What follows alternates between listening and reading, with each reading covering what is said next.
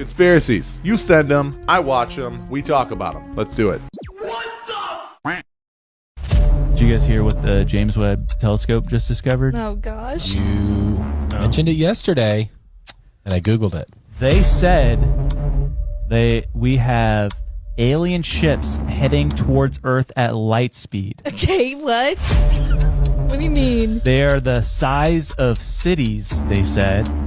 And the only reason they're calling them alien ships is because they're on this one trajectory and then exactly turned towards Earth.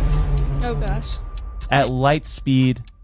I hope it's... I mean, how long is it going to take for them to get there? How far away are they? The prediction is time frame of these objects reaching Earth range from a couple of years to a couple of weeks. Okay. It's a good ratio. It's just a little. So they time. said that these were they got images of it. Yeah. Heading at light speed, going, and then it course corrected towards Earth. So that's the only reason they're calling them ships. And you wouldn't be able to predict how fast it could accelerate or decelerate if it was able to Course correct. Yeah, you don't know what technology So allows it's it to turned. do that. So they said a couple years or a couple weeks. Couple years or a couple weeks. So this is what 2027. This is what I'm on Snopes, and typically stuff like this is like it's not true. All it says is unfounded, so they're not saying it's not true. Honestly, like, we want aliens, right? At this point, like, we want them. We just want them to, like, show up and just hope that they don't, like, vaporize us. I want to know that they're aliens, and I'm willing to take the chance. There's a 50-50 chance that they won't destroy us. I'm willing to take that chance. This is them didn't exist. It's the Borg, the cube. Return the slab. Showing my age here. Those are two different references that are probably way too fucking old for some people that are watching this. I guess when it comes to telling stories like this, like, you have to depend most of the time on, like, AI images and just maybe some old images and newspaper clippings or something to create a video. But you never really know if it's a real story because there's so many fake ones that use, like, AI images and stuff. So I go into all these videos kind of with the thought process of, okay, maybe this is true. Maybe this is a thing that happened. And if so, cool, because it's a cool story. It's fun. History is not what we were told. Most of it was changed or made up. Look at the old buildings, huge, detailed, and beautiful. How could struggling people build such masterpieces? These were more than just buildings. They may have used free energy. We don't build like that anymore. Tartaria was a great advanced civilization powered by free energy until about 250 years ago. Then it was erased. They have been lying to us. The truth is hidden, but we are starting to see it. You guys ever hear about the lost library of Nineveh? No, I have not. So Ashurbanipal was the last great king of the Neo-Assyrian Empire, ruling from Nineveh from 668 to 627 BC. This dude was obsessed with understanding everything, and so he founded this library in Nineveh, which wasn't discovered until the mid-19th century by a British archaeologist, Austin Henry Layard, and he found over 30,000 tablets. Jeez. And that's where we found the Epic of Gilgamesh. Oh my gosh. But what's fascinating is that the stuff that they did find rewrote a lot of Middle Eastern history, because they talked about old war campaigns, kings that no one has ever heard of. Wow. But then there's thousands of these tablets talking about advanced astrology. They said in today's standards is still very advanced. That's amazing. And what's creepy, Ashurbanipal claimed to possess access to knowledge from before the flood, suggesting he may have been aware of ancient, perhaps lost or suppressed knowledge. And this is a quote from him. I have studied inscriptions from before the flood. I can solve intricate divisions, multiplications, mathematics, and writing. And then he said, I have read the secret tablets of the gods. The Watchers? I mean, Golly, dude. so that got me thinking. I'm like, he said he was a divine king, Yeah. and that the Assyrian gods are the true mighty gods. No other god can stand against the Assyrian gods. But then you think, like, okay, well, God, was he also like, I don't want you people to read these? So we're talking about those last two clips. Do we think that Tartaria is from before the flood? Or do we think that that's like post-flood or post-Great Flood, pre-Mud Flood? And is there a difference between the Mud Flood and the Great Flood, like the Younger Dryas? Because that's where I'm a little rocky. Because the Great Flood happened forever ago, and the Mud Flood supposedly happened in like the 1800s, something, right? So, I don't know, let me know what you think about that.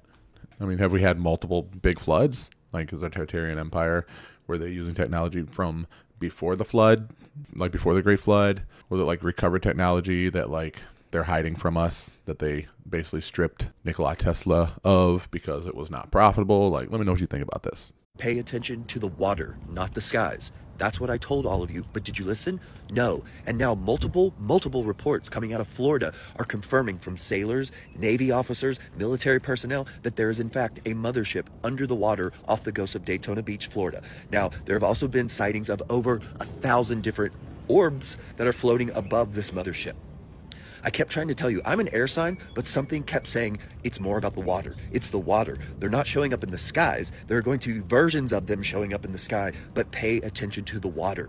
When I got into that council meeting, all I could feel afterwards was we're being misguided. We're being misdirected. It's not over the skies. It's in our oceans. And now people are coming forward claiming and saying that they've seen it. So and before you say photos or didn't exist, I have so many friends from Florida sending me videos and photos. I have them, but TikTok has this thing where it removes the video if you attach those. So I'm just gonna say, take what you will, leave what you won't, but I told you, pay attention to the water, not the sky.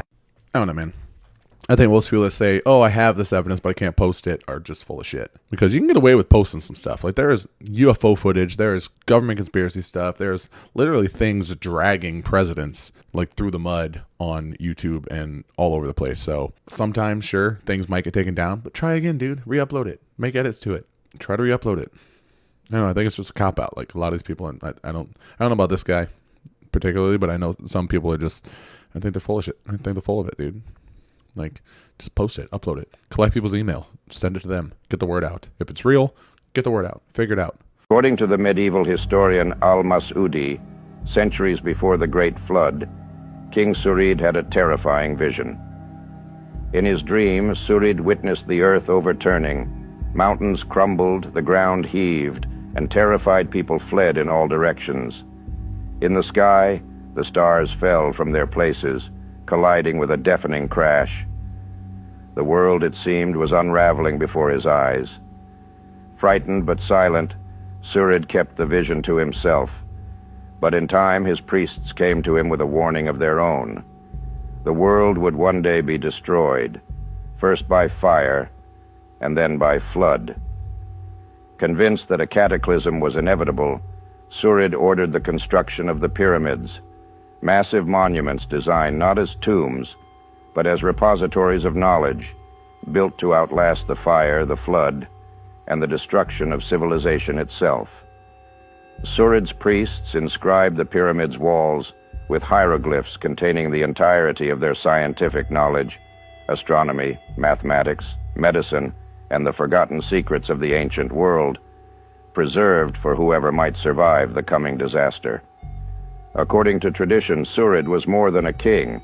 He was the legendary Hermes Trismegistus, known to the Hebrews as Enoch, and to the Islamic tradition as the prophet Idris.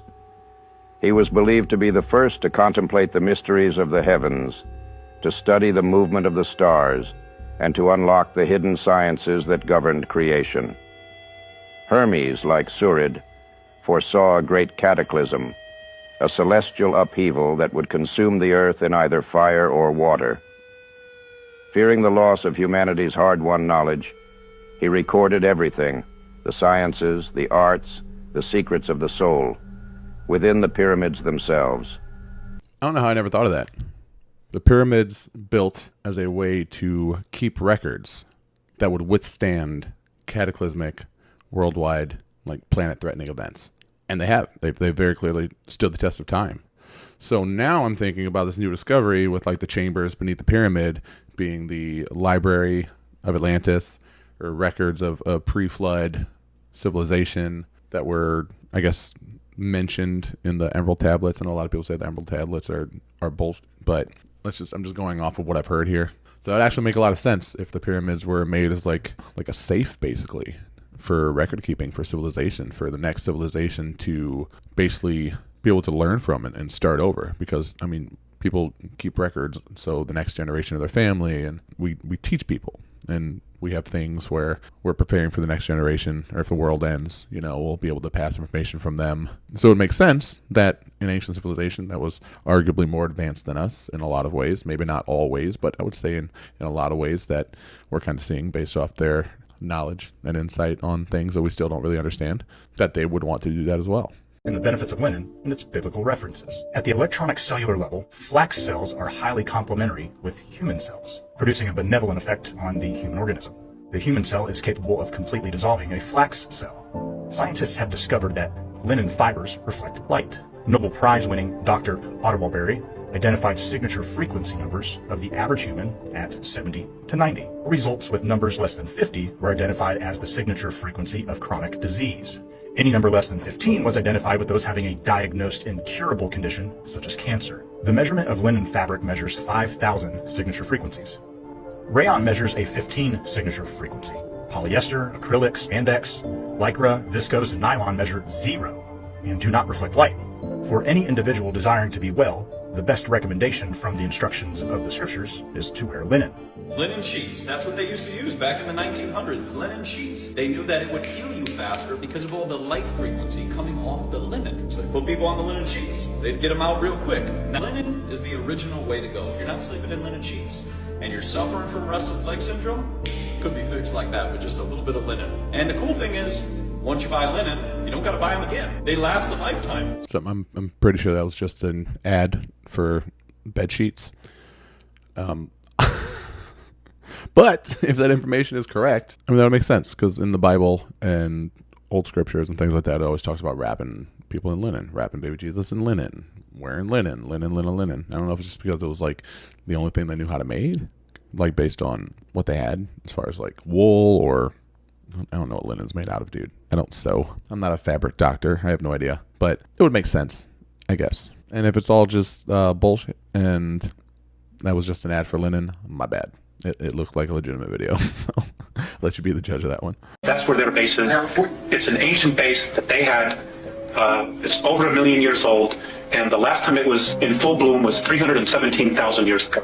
Could you describe the human military bases on the dark side of the moon, Mars, and the Mars probes as Andromedans, and how the Alpha Draconians fit into this scenario? March of '89, the Russians took pictures. Mars was invaded. We had a human colony there of 300,000, so I'm told. One was underground, one was above ground, Adam and Eve. They are conquered, they're being taken over. The human beings that are from Earth, that volunteered or were kidnapped to go there, are in deep trouble. Many of them have already been eaten, some of them have already been killed. There is nothing we can do here as a race to help them. So Mars was conquered by the Alpha Draconians? That's right. They came in and there's 100,000 of them there. They have approximately 2,111 ships, scout craft there. They're in an area underground that is 64 square miles, known on Mars as the area of Tempe Terra. That's where their base is. Those are either incredibly accurate or incredibly arbitrary numbers that guy's just spitting out. I don't know how to tell the difference. I don't know who he was. I'm going to assume he was a remote viewer, but even at that, I mean, what? Who's to say? Who's to say? Go from New York to Brazil, Buenos Aires, and then Antarctica without ever coming up to the surface for air. And you can do it all at way more than 1,000 miles an hour on magnetic levitation trains, otherwise called maglev. One thing he told me, he went from Virginia to Los Angeles in 45 minutes. Do the math, 3,000 miles an hour. Most people don't even believe that there's a tunnel network.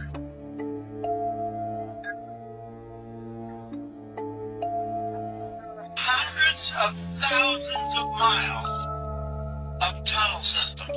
I feel like at 3,000 miles per hour, your organs and your lungs would be forced to be pushed through your rib cage around your spinal column, or like ground beef through a chain link fence. Like, how could we withstand those G-forces? There would have to be some other technology involved to basically shield it, or just like change the composition inside the actual vessel, but I'm not sure how that would work. Again, I am not an inertia doctor, so I'm not a doctor of any kind, just a doctor of love. 57 Valiant Thor landed. Landed in Virginia. That's a real story. He landed in 57. He did, in fact, get taken to the Pentagon by a sheriff's department. Very reckless. Very reckless. If it would have happened today, oh, everybody would know. Everybody would have saw it. But they knew that back then, they didn't have cell phones. They didn't have all that. They didn't have a bunch of surveillance cameras. They could do what he did. So he did. And they took him to the Pentagon. And I also know that there was a psych eval done. And that's what a lot of people, I don't think anybody's ever known that. There was a psych eval done. And they wanted to know, was this fucking guy crazy? Because he said he was an alien. Take me to the Pentagon. So they took him. But they said they took him under guard with a psych evaluation. And the psych evaluation came back inconclusive. They couldn't get the instruments to work. Whatever they were using, I don't know what it was, whatever they used back then. But they said it was inconclusive. They couldn't get the instruments to work. I remember that. So they decided to hear him out. And then after 36 hours, people think they just went straight to the White House. They did. It was between 35 and 40, but I'm just say 36 hours of interrogation, straight interrogation. They were convinced. And they said, we need to take this guy to Eisenhower. But really what they were doing was taking that guy to MJ-12. And Nixon was there. That's what a lot of people don't understand. Nixon's been there since Roswell. He's been involved in all of this. A lot of people don't know that. So they took him to the White House in 57, and he offered a deal. He said, listen, you can bring your entire civilization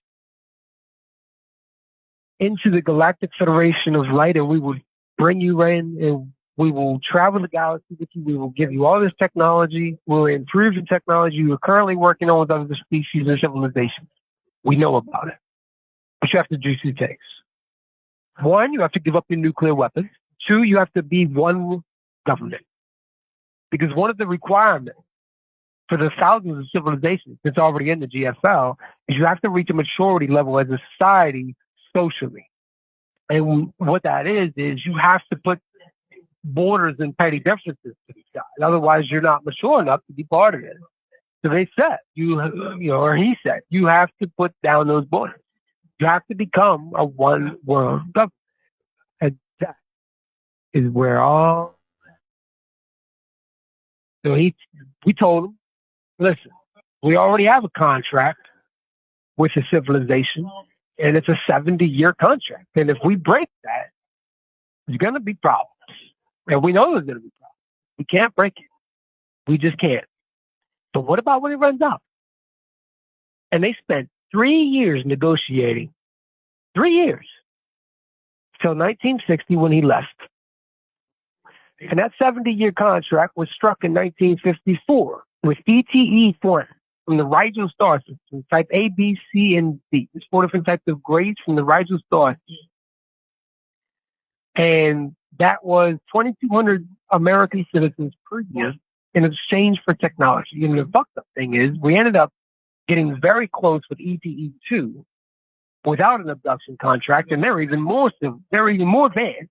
And they gave us all the gifts and technology, Bluetooth, flat screen, touch screen, all that came from that. Even text messaging came from reverse engineering their interstellar communications device, where you got to hit the same key over and over to circulate through the letters. That's where we had text messaging back in the late 90s on the little flip phones. That's where it came from.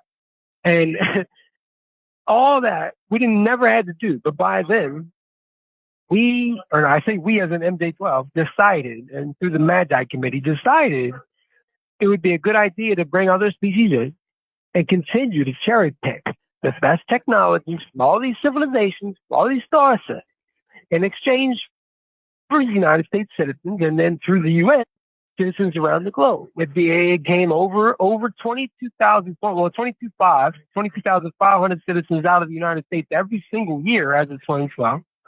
And that had been that already for a while. And worldwide, we're talking millions. A lot of people that go missing is part of that. So this year or last year is the 70-year mark. So this being the year of things being released, the age of information or whatever, it would make sense if the contract is up. Maybe that's why those ships are coming from deep space. They're coming back to renegotiate. They're like, oh, the contract's up. Let's go talk to them and see if we can strike a new deal. Well, either way, if the aliens are coming, they're coming. If they're coming for good, awesome. If they're coming for bad, shit. But nothing we can do about it regardless, right? So, I know, hang in there. Let me know what you think about this. All this, really. They've been trying to tell you all along, but you never listen. Buzz Aldrin, the famous astronaut who was on the moon, was trying to tell us that the moon landing was fake the whole time. Just watch this video. What was the scariest moment of the journey? Scariest. It didn't happen. It could have been scary. Why has nobody been to the moon in such a long time? Because we didn't go there, and that's the way it happened. I remember my parents waking me up, and we went down and we watched you guys land on the moon. No, which you was didn't. No, you didn't. What? You watched animation. So you associated what you saw with... I have very hazy memory. Not a bad line. Not a bad line. There is no such thing as gravitational pull. We lied to you. Maybe this whole operation was never really about reaching the moon. What if the entire mission was just a carefully planned distraction to keep us from paying attention to what's actually happening here on Earth? And this is why they've been trying to tell you all along, but you never listen. I wonder how much of that was taken out of context. Because I know he's actually punched a man for denying that he went to the moon, right? So he could have just been being facetious, being funny and whatnot. I personally don't think that the footage that we saw from the first moon landing was real. I mean, they had stuff, it's insane, the things that they aired that they tried to convince us was true. It's like really crappy special effects. And not just from the initial moon landing footage either. I mean, like other footage from space that was very clearly not real.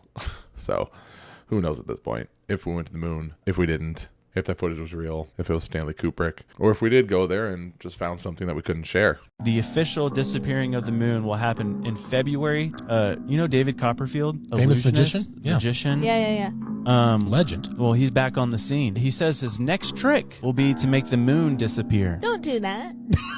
So he was interviewed, and he says, yes, it's taken me 30 years to figure it out. And then he goes on to say, it's for the Save the Children Foundation. And his quote was, if one man can make the moon disappear from the sky, imagine what we can do to make hunger, poverty, and danger go away for children. It's like Zoolander versus the magician. If I can make the moon disappear, that's not going to help anything. He's been testing it for the past few months, and people have reported the moon disappearing. Uh-oh. I've seen multiple TikToks that are like, they're a Starfinder out, and they're like, and the moon's supposed to be right there, and there's no moon. And he's asked if any one of you sees something strange in the sky, please report it to me, because I want to figure out if the tests are going too early. So everyone's going to be able to see it? Not even knowing this is happening. Yeah. People are like, where's the moon? We are literally in a Truman Show. We figured it out. The world famous magician, predominantly Las Vegas acting magician, David Copperfield, is responsible for chemtrails. He was putting the chemtrails up to hide the moon for a trick he's been working on for 30 years. That's my theory. So, what's yours? They have been hiding this from you. The Great Pyramid of Giza is not just a massive stone structure built by primitive cultures. They've been lying to you. There is strong evidence that the pyramids were once covered by a flood. The creatures who built these structures knew how to use Earth's energy and had a deep understanding of the stars. All the pyramids are aligned with the Orion constellation, showing their advanced knowledge of astronomy and ability to harness celestial energy. But here's where it gets even crazier. The materials used to build the pyramid were intentional. The Nile River used to flow much closer to the pyramids. Satellite images and geological studies show that ancient Nile channels once brought water right to the pyramid's base. The pyramid's base is made of granite blocks filled with quartz crystals. Quartz has piezoelectric properties, meaning it generates an electric charge under pressure. The pyramid's heavy weight creates this pressure, producing a continuous electric charge. The Nile's water acted like a hydroelectric dam. These were not just tombs built by slaves, they were advanced energy machines. Think about it, why would a tomb need electricity? Hey man, someone's got to keep the lights on after we're gone. The first scientist finally made his way down the cylinder shaft all the way to the two chambers at the bottom, and what he discovered in his reporting back is not only going to blow your mind, it's going to change science as we know it forever. They were going to send an AI robot down the cylinder shaft, but a doctor, one of the archaeologists, Dr. Remy Demi, said, nope, send me, because there might be some complexities or sequencers that we have to navigate, and we need a human to be able to do it. And so they packed him plenty of food, they gave him a camelback, and in some prime energy drinks, and they sent him down. It took him about a week to get down. And he's saying that the stairs, the precision of the stairs, he doesn't know how ancient Egyptians had that technology. And he did say it spiraled down. But when he got down to the bottom chamber, he said one of them was full of a pool of a deep blue color. And there was a bunch of perfectly preserved bodies floating in it. He said you can even see the color of their irises. And there was a strong desire that he had to get in the water himself. He said it was super alluring, but he refused and fought it. But what happened next is crazy. Stop the cap. I'm calling bullshit on that one. Absolutely did not happen. I don't know who this guy is, but I don't know where he got his information. I'm going to say I am 98% sure that did not happen. To show you an alien in real life, bro. And everyone that's watching this can do it right now. I need you to go to your bathroom, stand in front of your sink. Most people have a mirror there. I'm going to teach you a way to see the aliens that's going to blow your mind away. Flick the light on and just look into the mirror and you're going to see the alien. We are the aliens if you believe in God. If you believe in God, we, human beings, are the aliens. We are not the ones that originated on this earth. The story of creation, Adam and Eve, peace be upon them, they were cast down from the heavens when they fell into temptation. So we're the aliens, Danny. I got a news flash for you. You're an alien, bro. Welcome, man. Thanks, man. Happy to be here. I'm sure you come with a Christian upbringing. You've heard the story of Adam and Eve, right? Mm-hmm. Okay. What did it say? We fell from the Garden of Eden, yeah? Right. Okay. So you're the alien, Danny? Yeah, but wouldn't every being from another place be an alien to you? So we are aliens too. If there's another civilization out there, we would be alien to them the same way they're aliens to us. So we're all aliens in that sense, right? Absolutely. Alien means something foreign or not understood. Right. And that concept, I agree with when people say that there's aliens and we're going to see them. Yes. But I'm going to use the Abrahamic perspective on this. Well, that was the gayest shit I've ever heard in my life. It's like the poster child for like every super deep, try hard, compelling podcast. You want to see aliens? I'll show you an alien right now. Yeah, I want to see an alien. That's why I'm watching this. I'm watching this video because you said you have an alien. You have evidence of aliens. I'm watching this video. Pull out a mirror. Look in the mirror. You're an alien, bro. Bro, I will punch you in the mouth. I will throw this chair at you. Don't do that. Why are you the way that you are? You know what I mean? All these bro podcasts, dude, they drive me nuts. Like, I get asked to be on podcasts fairly often about different stuff, about business, about marketing, about conspiracy theories and stuff, and I just don't do it. I've been on a couple, and I just don't do it, man, because they're all like this. It's all just like people trying to sound way more like legit, way more knowledgeable, like way more important than they should probably be taken when it comes to the topics they're talking about. I don't know. I'm just mad. I'm just mad now. I'm just being salty because that video pissed me off. I wish no harm on anybody. Good luck with your podcasts, bros. Since November last year, a lot of people have been getting this weird feeling as if there's something off. I don't know what it is. You don't know what it is. Your mom doesn't know what it is. No one knows what it is, but it's as if there's something off. And 2025 literally feels as if we're living in a different dimension or a parallel universe.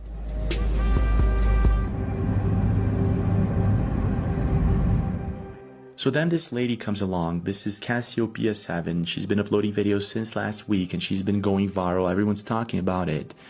Actually, she's freaking a lot of people out with this supposed conversation that she's having with this entity called 7. Contact 3, that's us, fails 29,149 days after Contact 1. 4,324 days in your future, which is May 27th. 2025. So this thing is making crazy predictions about something that's about to happen in May 2025. And at first I thought this is ridiculous. This is a LARP or a fake story to grab attention. But the deeper I went into this, the more I found this bizarre connection with this theory that the alien orbs that are supposedly coming from the ocean are actually not coming from the ocean. They're actually leaving Earth for some reason. The creator of the video that I tagged below said something that is actually terrifying. She said, what if the aliens are not coming? They're leaving. Then there's this bizarre connection with Aleister Crowley's gray alien entity that he talked to, the alien pods.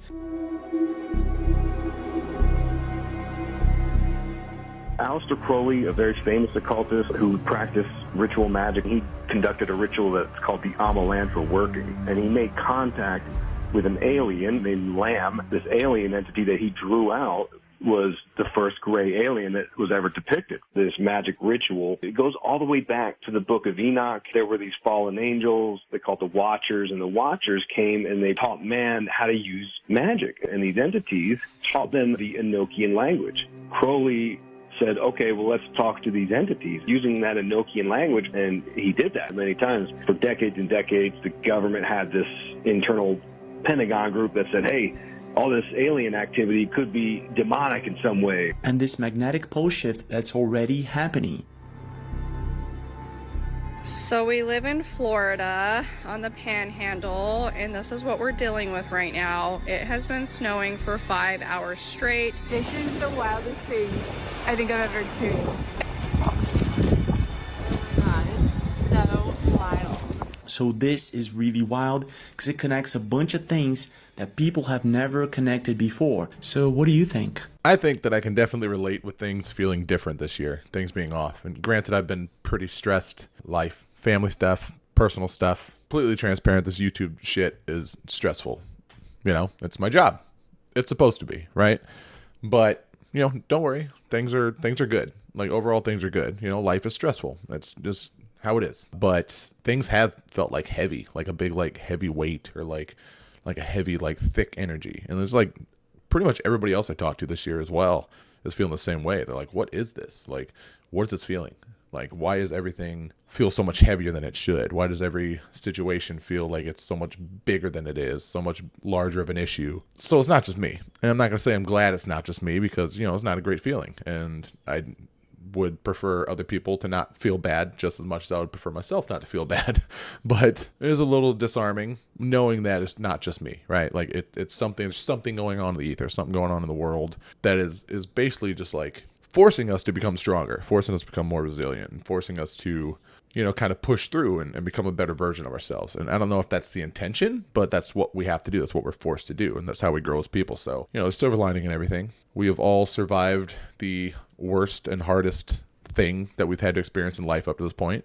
And so long as we keep pushing through and fighting through it, we'll continue to do that. And with that comes growth and strength and progress and ascension, you know, depending on how you look at it and what you're doing for yourself and others. So, but yes, in short, back to the point of the video, things have felt a little different this year. So let's just, you know, cross our fingers and hope that, you know, things get back to feeling feeling awesome and a little lighter soon. This image was taken in 2018 by a girl sitting on her couch in her bedroom. She took out her phone and snapped this photo. At the exact moment the photo was taken, a bright orb appeared in front of her. Carefully looking at the picture, you can notice what seems to be a face with two big dark eyes. It appears to me like some type of gray species of alien. I've heard several stories on where extraterrestrials, even with their very advanced and reality-bending technologies, still make mistakes. This one being, for example, could have entered into a portal that might brought them somewhere at the wrong place and wrong time.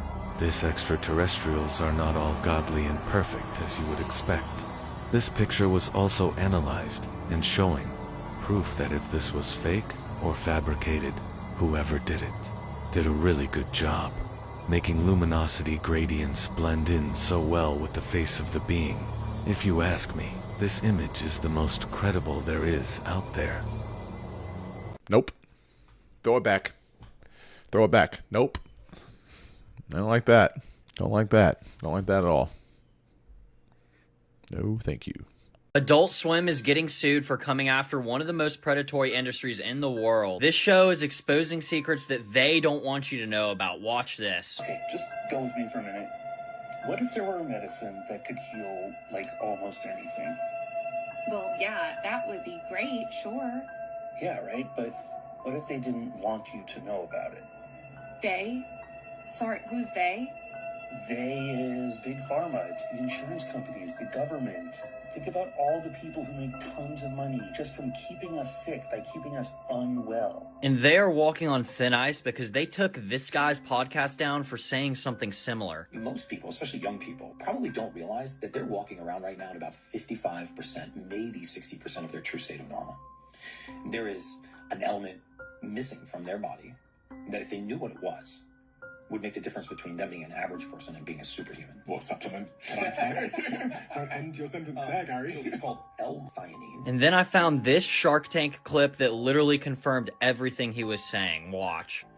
How long does it take to be effective? 5 to 10 minutes. So the people who try a product really love it. Ryan, I gotta tell you, I am so friggin' hyped right now. What they are chewing on is called neurogum, and they're the first company to combine caffeine with L-theanine, which studies have shown to put you in a flow state and enhance your cognitive function. Whenever I chew this stuff, it's like the world around me disappears and I'm actually able to focus on what needs to get done. Sometimes I'm so in the zone that I completely forget to eat. It's unbelievable how much I'm able to get done just from chewing a couple pieces of this. Okay, I'm pissed again. Another video turned into another ad. I didn't know. So I don't know. I don't know. I watch these live. The first time I watch them is when it's recorded and you watching it with me. So if it turns into something stupid, I'm sorry. My bad. But got to keep it authentic. Got to keep the trust there. What you see is what you get with me, guys. I honestly think it's more fun that way. The Hebrew word ark, Aaron, literally means a chest or box, and the dimensions of the biblical ark, 2.5 cubits by 1.5 cubits by 1.5 cubits, roughly 45 by 27 by 27 inches, precisely match the stone chest or granite coffer inside the king's chamber of the Great Pyramid. This chest was the sole object within that sacred chamber, just as the Ark of the Covenant was the single sacred object placed within the Holy of Holies in Solomon's temple. Even more astonishing, the inner chamber dimensions of the Holy of Holies itself match exactly those of the king's chamber. And both of these sacred spaces share identical measurements with the molten sea of water described on the Temple Mount, prepared by King Solomon. Yet we know the pyramid was built and sealed centuries before Solomon, or even Moses, making this correspondence an impossible coincidence, unless guided by profound ancient knowledge or even higher intelligence. The Great Pyramid was no mere tomb. According to esoteric teachings, it functioned as a highly advanced initiatory chamber, channeling cosmic energies and transformative frequencies into its core. The initiate would lie within the granite sarcophagus at the moment of initiation, absorbing powerful cosmic rays concentrated through a crystalline capstone, which was itself said to contain an original ark, possibly brought from the lost civilization of Atlantis. Ancient texts describe this capstone as gold and crystal, channeling energies so powerful they could only be withstood by initiates who had undergone extensive spiritual purification. Those unprepared could suffer severe physical harm, or even death, from the intense radiation. This ark-like device placed within the pyramid's capstone wasn't simply symbolic, it was technological, capable of holding and amplifying immense energies. The crystalline and metallic compounds forming the ark, including a silver-like metal and pure living gold, could store energies spanning 7 octaves, ranging from earthly electric currents to the highest spiritual frequencies. To handle these extraordinary energies, special priests known as archites or ptahs wore protective garments and had trained their bodies and minds to resonate harmoniously with the ark's immense frequencies. Their bodies became living conduits of cosmic power. So potent was their aura that ordinary people could be severely harmed just by physical contact, as if touching the ark itself. Yet this powerful energy was not self-sustaining. The ark required constant replenishing of its cosmic charge, and this incredible responsibility fell upon these elite initiates. Only the highest priests, capable of emanating immense spiritual voltage, could recharge the ark and maintain its powerful, life-altering energy. These clues strongly suggest that the Great Pyramid, the ark, and ancient initiation rites were intimately connected, built by a civilization with knowledge far beyond our own. This civilization's knowledge survived the flood, encoded within the pyramid itself, waiting for humanity to rediscover it Well, damn. I didn't think about all that. I just thought it was like a hidden chamber of like a power plant or like a vault or something. But that makes sense because I did find those like sarcophagus type things. They were like larger than a sarcophagus. They didn't look like a tomb. They just looked like huge like containers essentially, right? So I never thought about what those would be used for. And basically just like directing the energy from the gold cap essentially and like directing it directly into the individual as like a ceremony or something. That's weird. That's super crazy. I never thought of that. If that is true, that is wild, my friend. The reality of alien encounters and extraterrestrial influence upon human civilization is far more powerful and consequential than the few scattered accounts that have reached public attention. To use your analogy from the Oz factors, previous reports on alien activity are merely gentle breezes within the eye of a vast apocalyptic hurricane raging unseen around our planet. Wizards, wicked witches, and flying monkeys do indeed populate our universe, and humanity has been deliberately kept ignorant of their presence. This information, long suspected and endlessly debated, has consistently been suppressed by academia, the media, and the military-industrial complex, the very shadow power structure President Eisenhower explicitly warned us about. As you undoubtedly recall, July 1947, the Roswell Army Airfield issued a press statement claiming that personnel from the 509 bomb group had recovered a crashed flying disc near Roswell, New Mexico, an announcement that immediately sparked intense worldwide interest. Yet shortly thereafter, Major Jesse Marcel's remarkable find was quickly dismissed by military command as merely the remnants of a weather balloon. The truth of that incident has been aggressively concealed by the U.S. government ever since. What few people know is my own direct involvement in that historic event. At the time, I was enlisted in the Women's Army Air Force, WAAF Medical Corps, and stationed at Roswell Army Airfield as a flight nurse.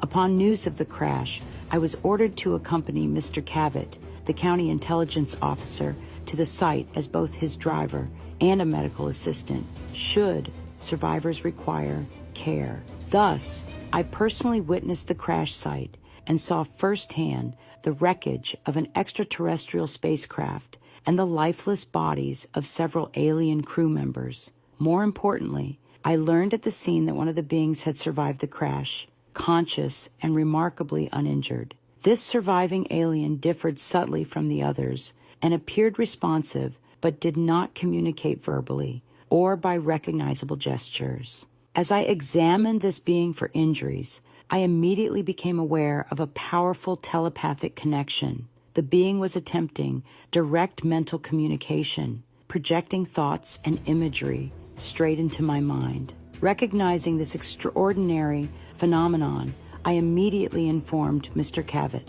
After consulting with senior officers, it was decided that I should accompany the alien survivor back to the base, as I appeared uniquely able to communicate telepathically. Moreover, my presence, a nurse, a woman, and unarmed, was considered non-threatening and conducive to gaining the being's trust. From that moment, I was assigned permanently to remain with and interview the alien pilot, whom I later came to know as Errol. I served as Errol's communicator, interpreter, and companion, faithfully recording our telepathic interactions and carefully documenting answers to a battery of questions supplied by military and intelligence officials. During this time, Errol underwent numerous medical and scientific examinations by government personnel, during which I remained present. To reflect the classified nature of my assignment,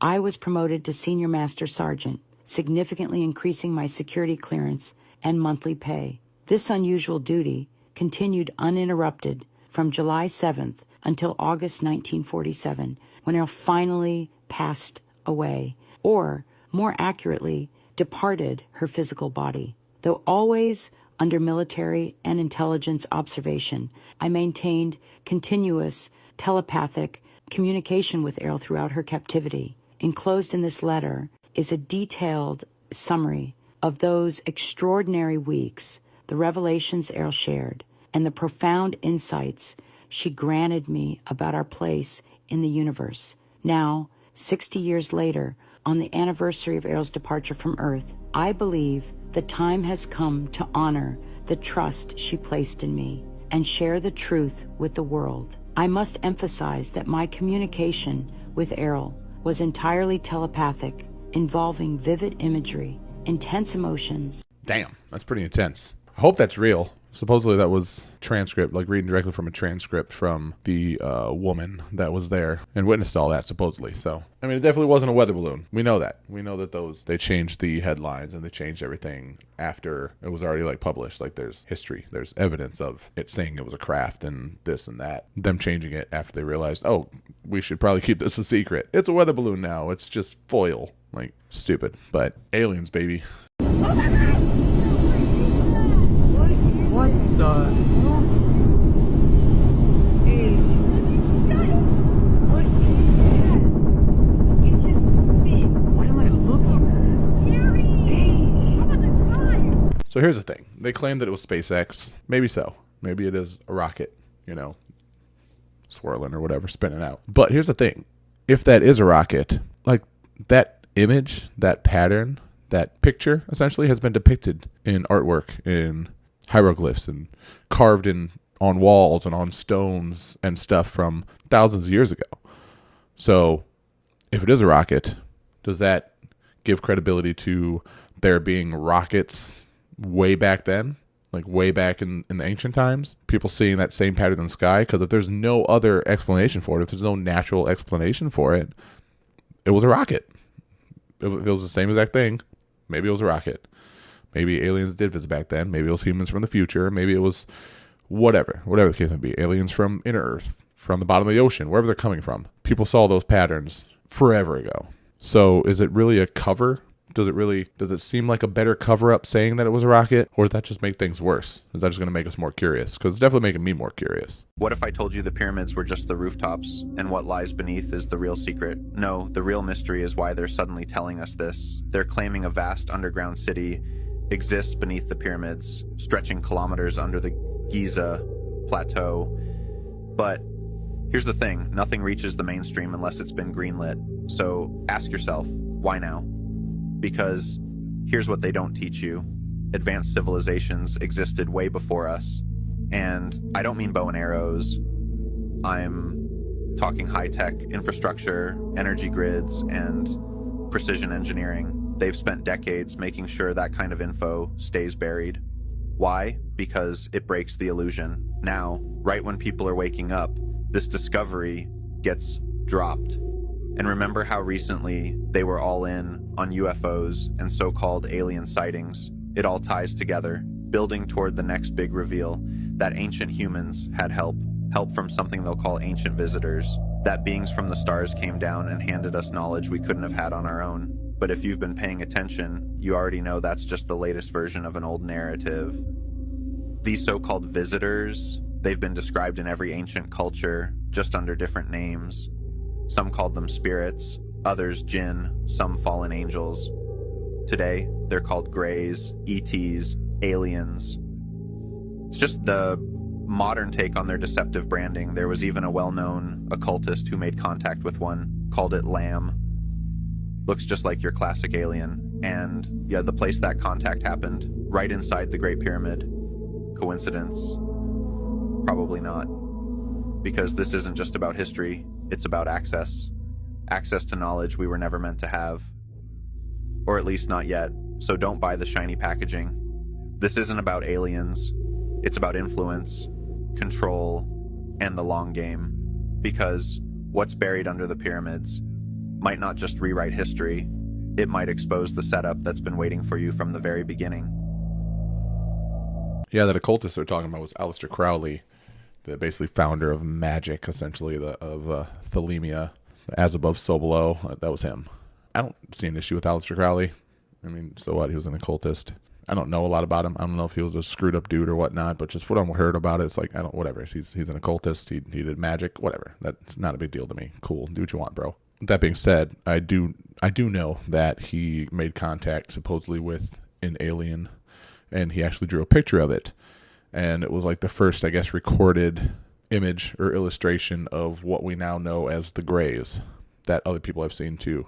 He did a sketch of it, and I think it had smaller eyes, but it had like the big, head and whatnot. Basically just very on brand with the Hollywood alien stuff. So go ahead and assume like either everything is associated with his depiction or it was true and it's all similar because everyone's seeing it because it exists. But that's not up to me to decide. You have to let me know what you think about that. These people told us it was illegal, not unlawful, as if we're living people. But they told us it was illegal, like we're minors, like we're incompetent. They said it was illegal for humans to interact with wild dolphins. Why? Now we found out dolphins can talk.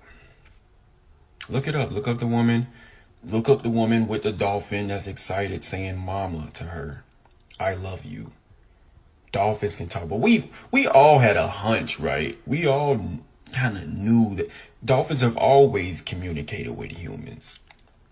Orca as well. Orca, one of the biggest apex predators in the ocean. Still majestic enough to let a human keep his life. These two mammals that live underwater are our family, our aqua family, and they're under attack. By who? By who? By what? And why? We're at that point of life where it's time to start turning different wheels. We gotta say no and stand up eventually. Nature, our allies, our friends are even asking us. The more that we sit back and we be sleep, everything around us has to pay the consequences. I'm not suggesting anything. I'm just saying. I'm just acknowledging that these animals, these beings, these spirits that live in the water, they have a deeper connection to us than we were taught. That dude seems mad chill. I want to hang out with him. But honestly, yeah, that is kind of strange, right? Like, you can look at it and think like, okay, they don't want us talking to dolphins. They don't want us feeding dolphins because they don't want, wild dolphins to become dependent, right? It's like feeding wild animals like in the woods or in state park or something like that. They don't want them to become dependent on visitors and tourists feeding them because then they won't find food themselves and they'll, have trouble finding food and starve and all that stuff and become extinct. So, if dolphins are endangered, if orcas are endangered, I can see them not wanting humans to bug them so they stay in their natural habitat and perform the way that nature has created them to perform and not become dependent and seek out people because then we're idiots. We are. Overall, we're idiots. So, giving dolphins food that's bad for them. Dolphins getting close to people that want to harm them. Orcas as well. I could see that being an issue. At the same time, if dolphins are the most intelligent species on Earth, next to like us and octopi, who's to say they can't communicate? Who's to say that they can't figure out a way to communicate? Or that they are conscious enough and intelligent enough to actually tell us things that they've seen once we learn how to communicate with them, right? It's like learning someone else's language and them telling you clues to a big mystery that they know about. And now you can finally know about this mystery because you're able to communicate with them. So, I don't know, man. It's up in the air. I don't put anything past anyone or anything, especially when it comes to being told not to do something. I feel like there's always a motive behind it. Always self-interest to keep that knowledge to themselves and not want to share with everybody. But you have to let me know what you think. Subscribe to the video, like it, tell your friends, comment below what you want to see in the next one, and I'll see you next time. Peace.